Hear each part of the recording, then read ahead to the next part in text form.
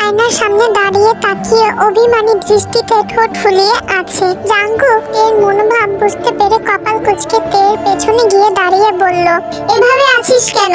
First যা, সবাই wait করছে তো। কথাটা বলে বাঁকা হেসে তেকে পেছনে ফেলে নিজের সামনের দিকে হাঁটা ধরে। তে কি যেন ভেবে দৌড়ে জাঙ্কুকের সামনে গিয়ে দু হাত দুদিকে ছড়িয়ে দাঁড়ায়। এভাবে পথ আটকাচ্ছিস কেন? সামনে থেকে সরে দাঁড়া। তে কথা না বলে এভাবেই দাঁড়িয়ে আছে। হয়েছেটা কি বলবি তো? তের মুখে তবুও কোনো বাক্য নেই। দেখ তে, শুধু শুধু রাগ উঠাস না, এসব খুলে ফেল। এভাবে বাহিরে যাওয়ার চিন্তা বাদ দে। এসব চেঞ্জ করতে সময় লাগবে আধা ঘন্টা। সব মিলিয়ে এতক্ষণ সবাই আমার জন্য অপেক্ষা করবে বলে আপনার মনে হয়? আমি কি জানি, তখন এটা মাথায় ছিল না তোর? না, আবার মুখের উপর বলে দিচ্ছিস। দুজনের কথার মাঝে জিসু আকস্মিক তের রুমে এসে বলতে লাগলো, তে সবাই অপেক্ষা করছে তো, আর কতক্ষণ?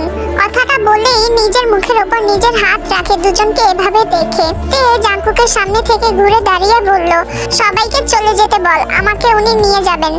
জাঙ্কুক আশ্চর্য প্রকাশ করে বলল, হোয়াট? এখন আমাকে ওইসব মলে যেতে হবে? সেটাও কোনো মেয়ের জন্য? তে আবার জাঙ্কুকের দিকে তাকিয়ে বলল, অবশ্যই আপনার জন্য নষ্ট হয়েছে সবকিছু, আপনিই তো নিয়ে যাবেন তাই না? এটা কিন্তু বাড়াবাড়ি হচ্ছে তে। তে জাঙ্কুকের কথা পাত্তা না দিয়ে জিসুর দিকে তাকিয়ে বলল, কি বলেছি বুঝেছিস? জিসু মুখের উপর থেকে হাত বাড়িয়ে কাপা গলায় বলল, তে তোর ঠোঁটে রক্ত কিভাবে কেটে গে। এটুকু বলতেই জাঙ্কুকের দিকে চোখ যায়। জিসুর আর বুঝতে বাকি নেই এখানে কি হয়েছে, তাই কথা না বাড়িয়ে দ্রুত রুম ছাড়ে। জিসু যাওয়ার পর তে জাঙ্কুকের দিকে ফিরে বলল, অবশ্যই আপনাকেই নিয়ে যেতে হবে, নয়তো আমার জামা আর কেনা হবে না। কি পরবো আমি? জাঙ্কুক স্বাভাবিক মুডে এসে হাত থেকে কোটটা বিছানায় ছুঁড়ে ফেলে তের শরীরের ওড়নার আঁচলটা হাতে নিয়ে ঠোঁটের কোণে জমে থাকা রক্ত মুছে দিয়ে বলল, খুব ব্যথা পেয়েছো? তে যেন এবার একটু সাহস পেল নিজের উক্তি ব্যক্ত করার। সব সময় তো এমন ব্যথা দিন, আলাদাভাবে বলার কি আছে? কথাটা বলে জাঙ্কুকের সামনে থেকে সরে গিয়ে কাবার্ড খুলে নতুন আরেক সেট জামা নিয়ে বলল, কোথাও পালিয়ে যাওয়ার একটু চেষ্টা করবেন না, আমি এই যাচ্ছি আর আসছি। কথাটা বলে ওয়াশরুমের দিকে পা বাড়ালো। জাঙ্কুক পেছন থেকে আকস্মিক তেকে কোলে তুলে নিয়ে খাটের উপর বসায়। আরে কি করছেন? এভাবে এখানে কেন নিয়ে আসলেন? দেরি হয়ে যাচ্ছে তো। জাঙ্কুক কথা না বাড়িয়ে চুলের সাথে গাঁথা ছোট্ট পাথরের ক্লিপ গুলো ছাড়িয়ে দিতে লাগলো। আমি তো একেবারে ভুলেই গিয়েছিলাম এগুলোর কথা, নিশ্চয়ই চেঞ্জ করার সময় উল্টাপাল্টা হয়ে শরীরে আঘাত লাগতো। জাঙ্কুক চুপচাপ কাজ চালিয়ে যাচ্ছে। ক্লিপ খোলা শেষে ফ্লোরে দুই হাঁটু গেড়ে বসে হাতের চুড়িগুলো আস্তে ধীরে খুলে দিতে লাগলো। জানেন একটা কথা, এখন হঠাৎ করেই মনে হলো। জাঙ্কুক উত্তর করলো না। আশ্চর্য তো, এমন বোবা হয়ে আছেন কেন? জাঙ্কুক এবার ভ্রু উঁচিয়ে তের দিকে দৃষ্টি ফেলে। তে একটু ভীতু গলায় মুখে হাসি ফুটানোর চেষ্টা করে বলল, আরে আমি তো এমনিই বললাম, আপনি কেন বোবা হতে যাবেন? আসলে কথাটা হলো, আমার হঠাৎ করেই মনে পড়ে গেল পুরনো একটা কথা। ওই যে প্রথম যখন জিমিনের মা বাবা এসেছিল, ওই যে জিমিনের মা বাবা এসেছিল না ওই বাড়িতে, মনে আছে আপনার? আপনি সেদিনও আমার সাজগোজ নষ্ট করে দিয়েছিলেন। সেদিনও একটু এমন করেই সেজেছিলাম। সেদিনও আপনি আমায় ব্যথা দিয়েছেন, তবে সেদিন হাতে আর আজ ঠোঁটে। জাঙ্কুক এবার স্বাভাবিক চোখে তাকিয়ে উঠে দাঁড়ায়, চুলগুলো এক সাইডে রাখে। চুড়ি খোলা শেষ হতেই তেও উঠে দাঁড়িয়ে বলল, নিয়ে যাবেন তো সত্যি, নাকি আশাহত করবেন? নিয়ে গেলে হ্যাপি? তে উৎফুল্ল কণ্ঠে জাঙ্কুকের দিকে তাকিয়ে বলে উঠল, এতগুলো হ্যাপি। আপনার সাথে কখনো বের হয়নি, অন্য কাপড়রা তো কত সুন্দর। এটুকু বলতেই জাঙ্কুক তেকে এখানে রেখে রুম থেকে বের হতে হতে বলল, বেশি কথা বলে বলে আমার মাথাটা রোজ রোজ চিবিয়ে খাচ্ছিস, এবার একটু মুখটা বন্ধ কর। তোকে আশকারা দিয়ে সেদিন কথাগুলো বলাই উচিত হয়নি, নয়তো প্রতিদিন এইসব কথা আর কাজকর্মের কি অবস্থা হতো তুই ভাবতে পারছিস না। কথাগুলো বলতে বলতে রুম ছাড়লো জাঙ্কুক। জাঙ্কুকের কথা শুনে তে স্মিত হেসে নিজে নিজে বলল, আপনাকে এইভাবে খুব জলদি স্বাভাবিক করে নিব, নিজের মতো করে দেখে নেবেন। দিনটা হয়তো খুব বেশি দেরি নয়। জিসু গিয়ে সবাইকে বলে দিয়েছে তেকে জাঙ্কুক ভাইয়া নিয়ে যাবে। বিষয়টা সবার কাছে বিস্ময়কর বিষয় হলেও বিশ্বাস না করে উপায় নেই, কারণ আসার হলে এতক্ষণে এসেই যেত। তাই আর অপেক্ষা না করে সবাই গাড়িতে উঠে বসে। গাড়ি থামে বিশাল বড় এক কাঁচের দেয়ালের বিল্ডিং এর সামনে। গাড়িগুলো এক সাইড করে পার্ক করে সবাই ভেতরে ঢুকে। যে যার মতো করে পছন্দ করছে। অবশ্য যারা উপস্থিত নেই তাদের জন্য এই ক্রয়ের নির্দেশ দিয়েছেন আরএম। এই যেমন মিনগুকে একটু আগে কড়া গলায় বলে গেলেন তার মা বাবার জন্য যেন যা যা প্রয়োজন সবটা কিনে, এতে দ্বিমত চলবে না। এমন কড়া গলায় আদেশে মুখের ওপর কিছু বলতেও পারলো না বেচারা। এখানে যিশু নিজেকেও একটু অসহায় বোধ করছে। তখন থেকে জিমিনের পাশে দাঁড়িয়ে হাসফাস করে যাচ্ছে। ও তো আসতে চায়নি, আর আরএমের কঠোর বাণী কি ফেলা যায়? তাই তো বাধ্য হয়ে এসেছে। জিমিন প্রথমেই যিশুর জন্য জামা দেখছে। জিমিন বুঝতে পারছে যিশুর অস্বস্তি বোধের কথা, মুখে না বললেও চেহারা দেখেই বোঝা যাচ্ছে। প্রথমেই নীল রঙের একটা লেহেঙ্গা বেছে নিয়ে যিশুকে দেখিয়ে বলল, এটা তোকে খুব সুন্দর মানাবে, দেখ তো তোর পছন্দ হয় কিনা। আমি এত সব বুঝি না, যেটা ভালো মনে করবি সেটাই দেখ। ওকে, এটা চেঞ্জ করে আস আগে, তারপর দেখি। যিশু ড্রেসটা হাতে নিয়ে চেঞ্জ করতে চলে গেল। জিমিন একের পর এক জামা, গাউন কিংবা বিভিন্ন ধরনের জামা দেখছে। সুগা হঠাৎ করেই কোথা থেকে উদিত হয়ে পাশে দাঁড়িয়ে বলল, সুযোগ পেয়ে দেখছি আমার বাবার সব টাকা শেষ করে ফেলবি মনে হচ্ছে। সুগার কণ্ঠ শুনে পাশ তাকিয়ে এক কদম দূরে গিয়ে বলল, আপনি কখন আসলেন এখানে? তুই বুঝি আমাকে দেখিসনি এখানে আসতে? এতক্ষণ তো ছিলেন না, তাই বললাম। নিজের জন্য দেখছিলাম কিছু পছন্দ হয় কিনা। কি কি নিলেন? খালি হাত দেখেও প্রশ্ন করছিস, মাথায় কি? আশ্চর্য তো, তাই বলে জিজ্ঞেসও করতে পারবো না? সুগা স্মিত হেসে কথা না বাড়িয়ে জিমিনের আরেকটু কাছে গিয়ে হাতে থাকা ব্ল্যাক মেরুন রঙের ভারী গর্জিয়াস লেহেঙ্গার উপরের কোটিটা ধরে বলল, ছি, তোর রুচি এত খারাপ কেন? তাহলে আপনি পছন্দ করে দেন শুধু শুধু কথা না বাড়িয়ে। সুগা এবার পুরো দোকানটা একবার চোখ বুলিয়ে দোকানদারকে ইশারা করে বলল, ওটা দেখান তো। সুগার কথা অনুযায়ী সিম্পল কাজ করা অলিভ কালারের একটা লেহেঙ্গা দেখায়। সুগা এটা একবার হাতে নিয়ে জিমিনের দিকে এগিয়ে গিয়ে বলল, এটাতে পারফেক্ট লাগবে তোকে। তারপর আরেকটা কাপড়ের দিকে ইশারা করলে দোকানদার সেটাও সামনে এনে দিলে সুগা জিমিনকে বলল, এটা পরবি বিয়ের দিন, আর ওটা সঙ্গীতে পারফেক্ট হবে। জিমিন এখনো তাকিয়ে আছে অবাক দৃষ্টিতে সুগার দিকে। সুগা বুঝতে পেরে বৃদ্ধাঙ্গুল আর মধ্যাঙ্গুল গোলক দৃষ্টি বানিয়ে জিমিনের কপালের হালকা আওয়াজে বাড়ি মেরে ভ্রু উঁচিয়ে প্রশ্ন তুলল। জিমিন ধ্যান থেকে ফিরে এসে বলল, কিছু না। সুগা মৃদু হেসে জায়গা ছাড়ে। তে জামা চেঞ্জ করে এসে আবারও একটু কাজলটা হাতে নিয়ে ভাবতে শুরু করে, এটা দিলেও কি বকবে? আচ্ছা, ওনার শেষ হয়নি কথাটা ভেবেই হাত থেকে কাজলটা রেখে জাঙ্কুকের রুমের দিকে পা বাড়ায়। গোসল দিয়ে ব্ল্যাক প্যান্ট বেল্ট সহ হোয়াইট শার্ট পরে নিয়ে হাতে ঘড়িটার লক লাগাচ্ছে বিশাল আয়নাটার সামনে দাঁড়িয়ে। তে পেছন থেকে ডেকে বলল, আসবো? জাঙ্কুক পেছনে না ফিরেই বলল, যখন জিজ্ঞেস করার প্রয়োজন নেই তখন জিজ্ঞেস করিস, আর যখন নিষেধ করি তখন না বলেই এসে পড়িস। তে মুখ থেকে সঙ্গে সঙ্গে হাসিটা উবে যায়, তবুও ভেতরে এসে বলল, এতে আপনার অসুবিধা হয়?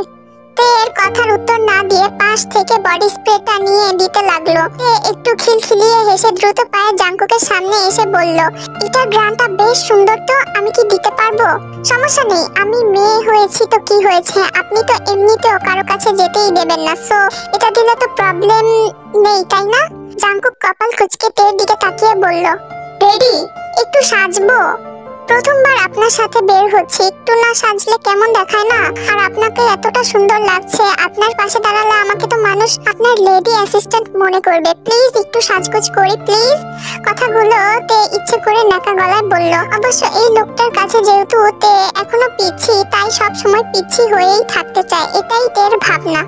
জাঙ্কুকের মনে হয় তের কথাগুলো পছন্দ হয়নি, তাই বিরক্ত নিয়ে বলল, এখান থেকে যাবি? এত আজগুবি কথা কোথায় পাস? এমন করছেন কেন? জাঙ্কুক কথা না বাড়িয়ে হাত থেকে স্প্রেটা রেখে সামনে হাঁটা ধরলো, উদ্দেশ্য বের হওয়া। তে দ্রুত গিয়ে খাটের উপর উঠে পেছন থেকে তের শার্টের কলার খামচে ধরে বলল, একদম আমার সাথে ভাব নেবেন না, বলে দিলাম। বলেছি না ওটা আমাকেও দিয়ে দিন। পেছনের কলার এভাবে ধরতে দেখে জাঙ্কুক তের হাতটা কলারের থেকে ছুটানোর চেষ্টা করে বলল, পাগল হয়েছো? ছাড়ো বলছি। তে জাঙ্কুকে এভাবে টেনে এনে খাট থেকে এক লাফে নেমে সামনে গিয়ে বলল, নিজে তো গেট আপ ঠিকই নিয়েছেন, আমার বেলায় কেন এমন হবে? জাঙ্কুকের রাগটা মনে হয় বারবার আসছে আর যাচ্ছে। মূলত এখন একটুও তেকে বকার ইচ্ছে নেই, তাই চুপসে সবটা হজম করে শার্টটা আবার ঠিক করতে করতে বলল, আমি তো প্রতিদিনের মতোই আছি, তুইও আছিস, তাহলে আবার পার্থক্য খুঁজছিস কেন? জানি না এত কিছু, আপনার সাথে আমাকে ম্যাচ করে সাজতে হবে, যেন কেউ দেখলে অ্যাসিস্ট্যান্ট না ভাবে, বউ ভাবে। লজ্জার মাথা খেয়ে বসে আছিস দেখছি। সে আপনি যাই বলেন না কেন, আমি তো ছাড়ুন বলছি, এভাবে যাব না আমি। এর কথার মাঝেই জাঙ্কুক টেকে কোলে তুলে নিয়ে হাঁটা ধরে। ছাড়ুন আপনি, এভাবে যাব না আমি, নামিয়ে দিন বলছি। আপনি আমার কথা একটুও রাখেন না, খুব বাজে আপনি। এসব চেঁচিয়ে বলতে বলতে নিজেকে ছাড়ানোর জন্য ছটফট করতে লাগলো। চুপ করবে নাকি এখান থেকে ফেলে দেব? দিন ফেলে? আমি মরে গেলে খুশি হবেন তাই না? জানি আমি। কথাটা বলেই তের হুঁশ ফিরে জাঙ্কুক নিজ জায়গায় ঠায় দাঁড়িয়ে চোখ বন্ধ করে দাঁতগুলো কটমট করছে। তের বুঝতে বাকি নেই কথাটা বলা ঠিক হয়নি মোটেও। নিশ্চিত এখন ওই উপরের সিঁড়ি থেকে ঠাস করে ফেলে দেবে, তারপর আমার কোমরটা ভাঙবে। ব্যাস, বিয়ে ক্যান্সেল। কথাটা ভাবতেই তের মাথা ঘুরে গেল। এটা কিছুতেই হতে দেওয়া চলবে না, মোটেও না। আমি ভুলে বলে ফেলেছি, সত্যি বলছি। সত্যি আমি এটা বলতে চাইনি। জাঙ্কুক যেন কিছুই শুনছে না, কপালের রগগুলো ভেসে আছে, এখনো জায়গায় দাঁড়িয়ে আছে এভাবেই। মরে যাওয়ার কথাটা বলে মোটেও এই মেয়ে ঠিক করেনি। কালকেই তো এত বুঝিয়ে বললাম, এই মেয়ে কখনো বুঝবে না মেবি। এটাকে নিশ্চয়ই এখন এখান থেকে ঠিক নিচে ফেলে দিয়ে হাত পা ভেঙে ঠোঁট দুটো পার্মানেন্ট গ্লু দিয়ে লাগিয়ে চুপ করিয়ে রাখা উচিত। কথাটা ভেবেই বাঁকা হেসে চোখ খুলে প্রথমেই নিচের দিকে তাকায়। এই জাঙ্কুকের দৃষ্টি বুঝে সঙ্গে সঙ্গে এক হাত ঘাড়ের উপর দিয়ে অন্য হাত গলার নিচে দিয়ে শক্ত করে ধরে জড়িয়ে চোখ বন্ধ করে নিয়ে বলল, আমাকে ফেললে আপনাকে নিয়েই পড়বো, একদম চিন্তা নেই আমার।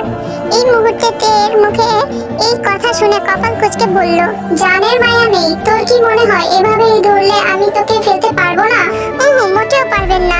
এই জীবন জাঙ্কুকের স্পর্শ আপনি মিস করে দূরে ফেলতেই পারবেন না। কথাটা জাঙ্কুকের চোখে চোখ রেখেই বলল কিছুটা আবেগী স্বরে।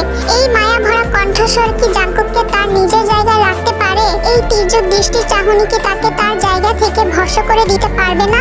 অবশ্যই এই মেয়ের ক্ষমতা আছে, নয়তো এতক্ষণে এভাবে কোলে না রেখে নিশ্চিত নিচ তলা ড্রয়িং রুমের মাঝে হাড়গোড় ভেঙে তের পড়ে থাকার কথা ছিল, তাই না? জাঙ্কুকের শরীর হালকা হয়ে এসেছে।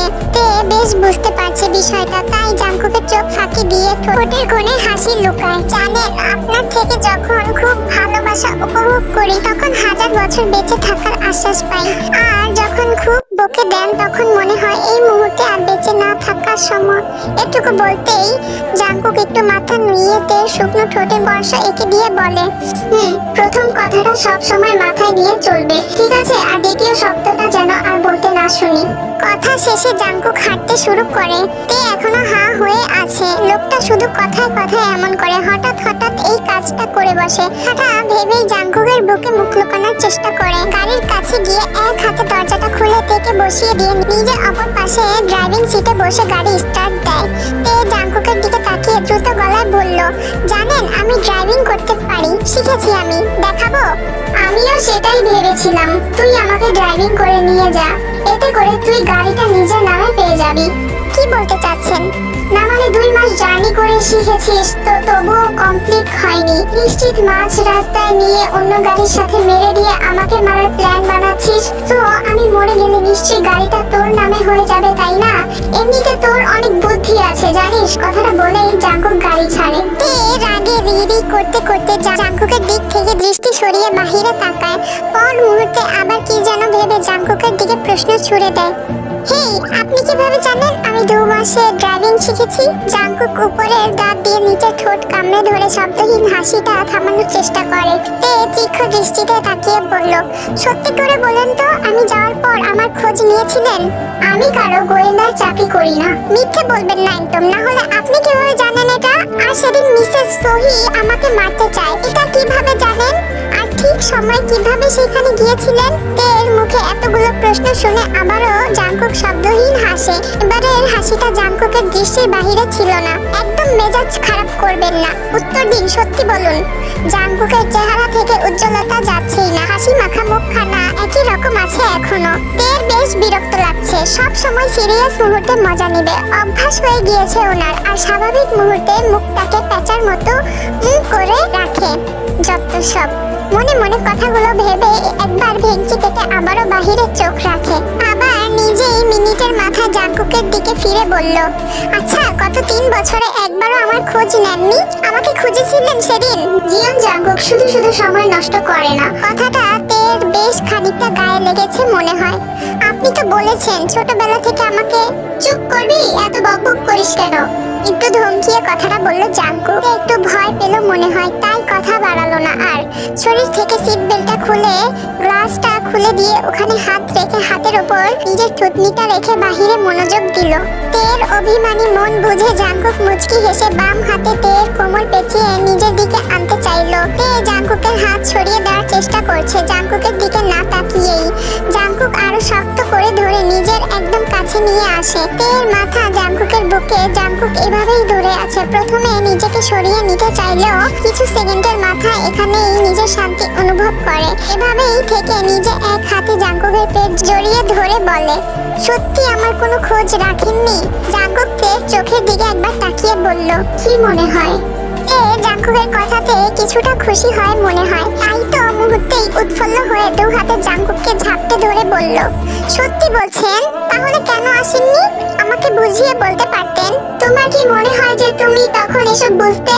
তে কি যেন ভেবে প্রশ্ন করা ছেড়ে জাঙ্কুকের বুকের যেখানটায় মাথা ফেলে জড়িয়ে আছে সেখানটায় শার্টের ওপর দিয়েই হালকা শব্দে চুমু বসিয়ে মুখে হাসি ফুটিয়ে মাথা উঁচিয়ে জাঙ্কুকের দিকে তাকায়। সময়টা বেশ মোহনীয় মনে হচ্ছে, শুধু তের এমনটা লাগছে বিষয়টা কিন্তু এমন নয়। জাঙ্কুকের মুখেও হালকা হাসি রেখা এখনো বিদ্যমান। একটু ব্রেক চাপুন জলদি, প্লিজ প্লিজ। তে আকস্মিক জাঙ্কুককে ছেড়ে দিয়ে বাহিরের দিকে তাকিয়ে উৎফুল্ল কণ্ঠে বলে উঠল কথাটা। আকস্মিক এমন কথায় জাঙ্কুক একটু কপাল কুঁচকে বলল, হয়েছে কি? এখানে কেন? আরে যা বলছি করুন না, কাজ আছে তো। এমনিতে অনেকটা দূরে এসে পড়েছি। কিসের জন্য আগে বলবে তো নাকি? জাঙ্কুক একটু ধমক দিয়ে বলল কথাটা। জাঙ্কুকের উত্তর না দিয়ে উতলা হয়ে নিজেই জাঙ্কুকের পায়ের উপর নিজের পা চেপে মাঝপথে গাড়ি থামালো তে। হঠাৎ এমন করায় জাঙ্কুকের রাগের মাত্রা ছাড়ায়। ধমকিয়ে দাঁতে দাঁত চেপে বলতে লাগলো, প্রবলেম কি তোর? এমন করছিস কেন? জিজ্ঞেস করেছি না? নিয়ে এসেছি বলে কি নিজের মতো করে যাচ্ছিস? তখন থেকে দেখছি। জাঙ্কুকের কথার পাত্তা না দিয়ে তে চটজলদি দরজা খুলে ছোট পার্সটা থেকে মাস্কটা নিয়ে মুখে পড়ে দৌড়ে গাড়ি থেকে পেছনে প্রায় অনেকটা দূরে বলা যায় সেখানে যেতে লাগলো। সবসময় বাড়াবাড়ি করবে এই মেয়ে, ওটা শিক্ষা হয়নি এখনো। আমি থাকতেও কিছু না বলে এভাবে চলে গেল। কথাটা নিজে নিজে বলে বাম হাতের পাশের সিটে মুঠোবদ্ধ হাতটি দিয়ে ঘুষি বসায়।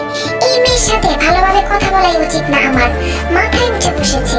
কথাগুলো বলতে বলতে একবার গ্লাসটা খুলে তেকে পরখ করে দেখার চেষ্টা করলো।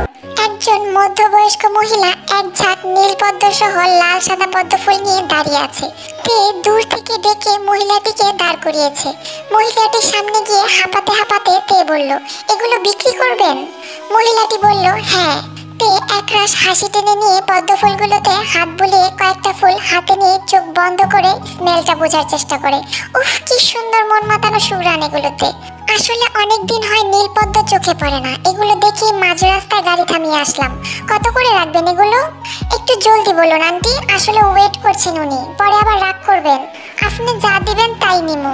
তে কথা না বাড়িয়ে পার্স থেকে 500 টাকার নোট বের করে মহিলাটির হাতে ধরিয়ে দিয়ে বলল, লাল রঙের গুলো নিতে পারি? আরে ম্যাডাম, ফুলের দাম এত টাকা না। তে নীল লাল মিলিয়ে ফুল 2 হাত ভর্তি করে নিয়ে একবার ঠোঁট কামড়ে ধরে হেসে বলল, এগুলো নিয়ে যাচ্ছি, ঠিক আছে? আপনি এগুলো রেখে দেন, কিছু হবে না। কথাটা বলেই তে সামনে ফিরে ফুলগুলোর দিকে তাকিয়ে দ্রুত পায়ে হাঁটতে লাগলো। প্রায় অনেকখানি পথ আসার পর তে সামনের দিকে তাকায়। সঙ্গে সঙ্গে মাথাটা ভারী হয়ে আসে। চারিদিকে একবার চোখ বুলিয়ে দেখে না, কোথাও নেই উনি। সঙ্গে সঙ্গে হাত থেকে ফুলগুলো পড়ে যায়। অশ্রু চোখে এসে ভিড় জমায়। গড়গড় করে চোখ বেয়ে পানি পড়ে মাছ ভিজে যায়। কিভাবে পারলেন উনি এটা করতে? আমাকে এভাবে মাঝ রাস্তায় ফেলে যেতে একটুও ভাবলেন না উনি? ভালোবাসার উপরে ওনার রাগের প্রায়োরিটি সবসময় থাকে। এটাই ওনার ভালোবাসা। কয়েক মিনিট অপেক্ষা করতে পারলেন না? নিজের রাগটাই বেশি হলো আমার থেকে। কথাগুলো ভেবেই জায়গায় উপর হয়ে বসে পড়ে রাস্তায়। চলাচল গাড়িগুলোতে দৃষ্টিপাত করে কাঁদতে থাকে তে। ম্যাম, গাড়িতে উঠে বসুন, এভাবে রাস্তায় বসে আছেন কেন? কথাটা শুনে তে উপরের দিকে চোখ তুলে তাকায়। সাদা রঙের একটা ট্যাক্সি ড্রাইভার থেকে কথাটা জিজ্ঞেস করেছিল। 2 হাতে চোখ মুছে বলল, যাবো না আমি। ম্যাম, এভাবে রাস্তায় কতক্ষণ বসে থাকবেন? চলুন বাড়ি দিয়ে আসি। তে কালো টেবিলের উপর থাকা পার্সটা হাতে নিয়ে উঠে দাঁড়িয়ে বলল, যাব না আমি। জোর করছেন কেন? আপনার ভালোর জন্য বলছি ম্যাম, নয়তো আপনার আমার দুজনের জন্যই কপালে দুঃখ আছে। উঠে পড়ুন। ঠিক কি বলতে চাচ্ছেন? কিছু না ম্যাম, জলদি উঠুন, বাড়ি পৌঁছে দিই। তে একবার চারিদিকে চোখ ঘুরিয়ে আবারও দেখে নিল। আবার আসার হলে নিশ্চয়ই উনি যেতেন না। লাগবে না আসা, আমি একাই চলে যাব। কথাগুলো গুনগুন করে বলতে বলতে গাড়িতে উঠে বসেতে। সারাদিন লাগিয়ে মার্কেট শেষ করে মাত্রই সবাই ফিরেছে। ক্লান্ত শরীর নিয়ে ভেতরে সেই সবাই সোফায় পিঠ ঠেকায়। নীরবতা কাটিয়ে নামজুন বলে উঠলেন, সবার সবকিছু ঠিকঠাক হয়েছে তো? কোনো কিছু বাকি আছে? একদম নিশ্চিন্তে থাকো বাবা, কোনো প্রবলেম হয়নি। নামজুন একটু কপাল কুঁচকে বললেন, হয়েছে, তোমাকে আর আগ বাড়িয়ে বলতে হবে না। নিজের বিয়েটা তো সবটা ভেঙে দিচ্ছ তিল তিল করে। অন্যটা নিয়ে বেশি এক্সাইটেড না হলেই বোধহয় ভালো। পারলে নিজেরটা ঠিক করার চেষ্টা করো। বাবা, সবসময় এটা নিয়ে কথা বলতে পারো না তুমি। ভাইজান, ঠিক বুঝলাম না কি বললেন। নামজুন কথা কাটিয়ে বলল, তেমন কিছু না। আচ্ছা, তে মামুনি আসছে নাকি ওরা এখনো ফিরেনি? পাশ থেকে সার্ভেন্ট বলল, বড় সাহেব, হয়েছে কি, জাংকুক স্যার আর আফামনিরে নিয়ে গেছিল ঠিকই, কিন্তু যাওয়ার কিছুক্ষণ পরেই আফামনি একাই ফিরছে দেখলাম। সাথে কোনো ব্যাগ ট্যাগও দেখিনি। আফামনির মনে হয় মনটা খারাপ। আমার মনে হয় কিছু হয়েছে। সার্ভেন্টের কথা শুনে সবাই যেন একটু অবাক হলো, বিশেষ করে জিসু। তখন তো দুজনকে কি সুন্দর দেখছিল একসাথে। আবার কি হলো এদের? নামজুন সঙ্গে সঙ্গে তেতে উঠে বলল, হোয়াট? তার মানে মামুনি নিজেই শপিং এ যায়নি? ওই বজ্জাত বেয়াদব ছেলেটা আমার মামুনির সাথে আবার কিছু করেছে নিশ্চয়ই। ওটাকে যখনই ভালো মনে করব ঠিক তখনই কিছু একটা করে বসবে।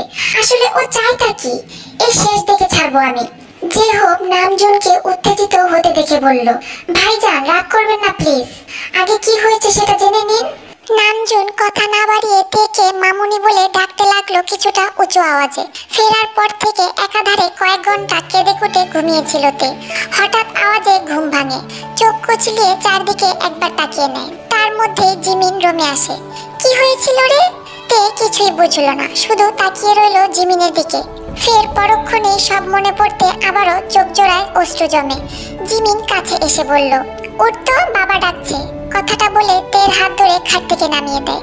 শরীরটা একটু দুর্বল, হয়তো মনোবল না থাকার কারণে। ভাইয়ের সাথে ঝগড়া হয়েছে? কিছু উল্টোপাল্টা করেছিস? সামান্যতে এমন করা লাগে? উনি কিভাবে পারলো আমায় মাঝ রাস্তায় একা ফেলে চলে আসতে? যদি আমার কিছু হয়ে যেত, আমার কাছে যদি টাকা না থাকতো, কিভাবে ফিরতাম আমি? কি বলছিস? ভাইয়া তোকে গাড়ি থেকে নামিয়ে দিয়েছে, সেটাও এমন করে? মিথ্যে বলছি, কিছুই তো কেনা হলো না আমার। কথাটা বলেই আবার ঠোঁট উল্টে কেঁদে দেয় তে।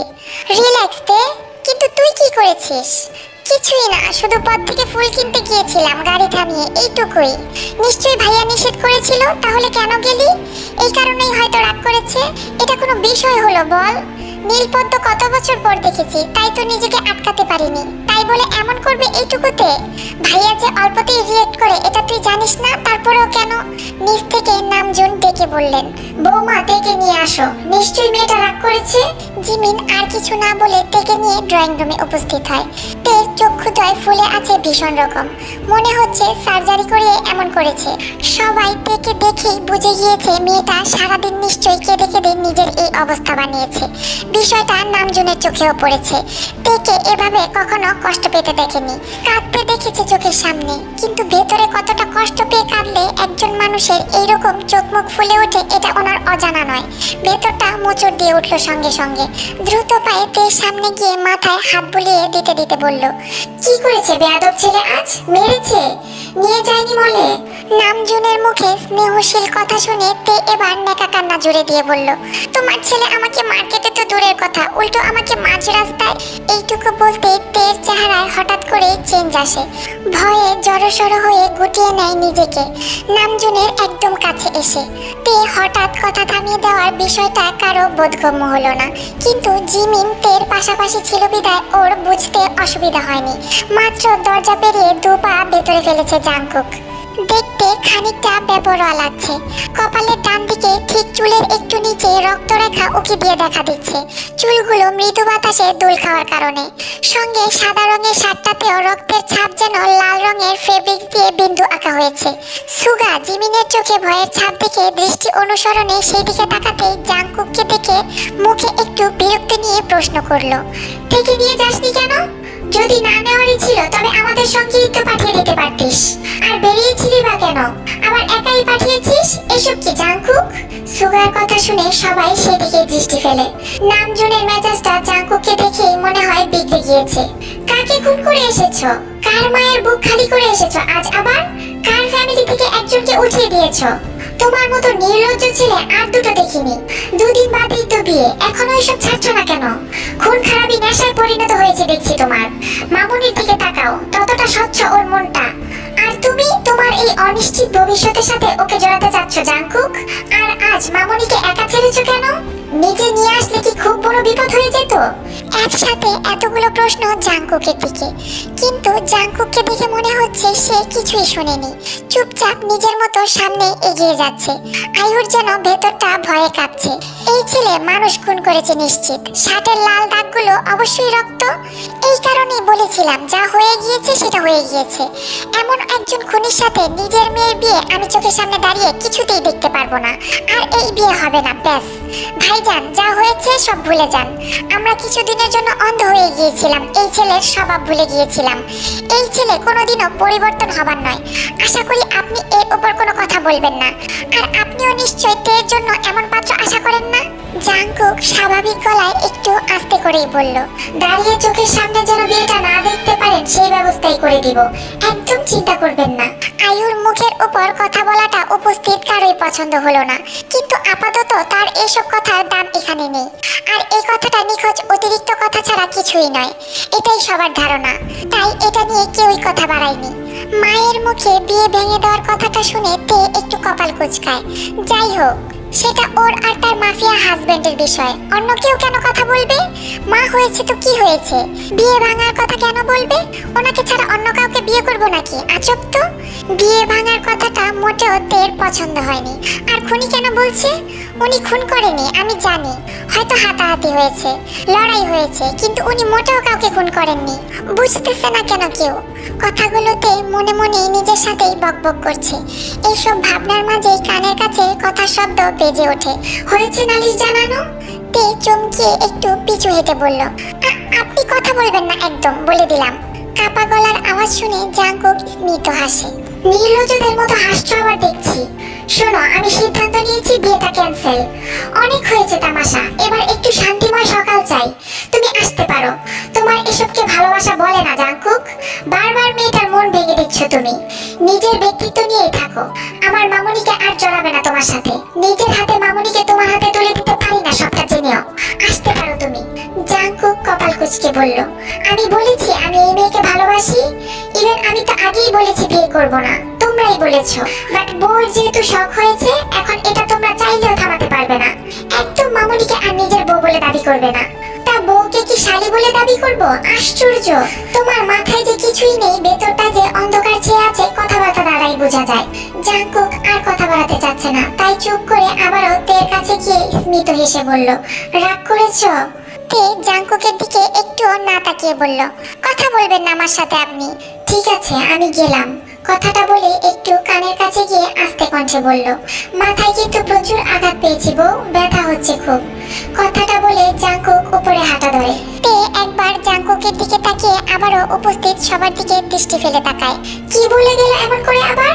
নিশ্চয়ই হুমকি দিয়েছে। চিন্তা করো না মামুনি, ওর কথায় কিছুই হবে না। একবার যেহেতু বলে দিয়েছি, তখন বিয়েটা আর কিছুতেই হবে না।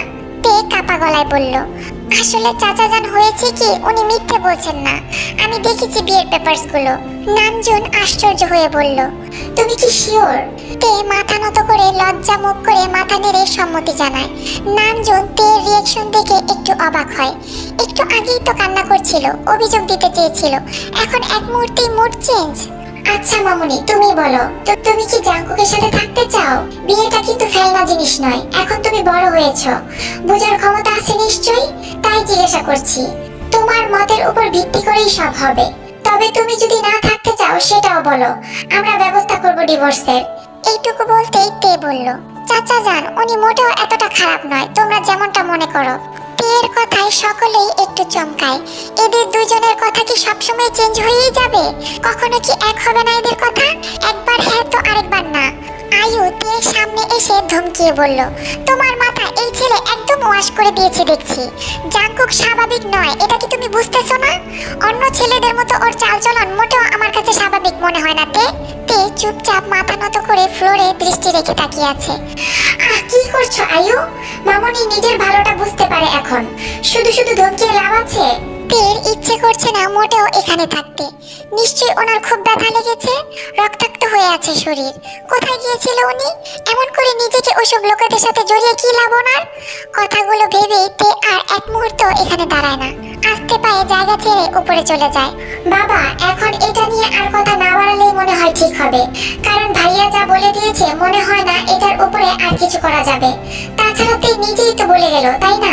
ও যদি নিজেকে জাংকুকের কাছে বিপজ্জনক মনে করত, নিশ্চয়ই এভাবে নিজেকে ইচ্ছে করে জাংকুকের কাছে তুলে দিতে বলতো না।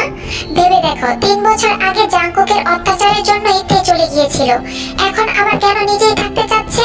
আই থিংক জাংকুক আর তের মাঝে ভুল বোঝাবুঝি হয়েছিল, যেটা এখন আর নেই, নয়তো তে নিশ্চয়ই এভাবে সম্মতি দিত না।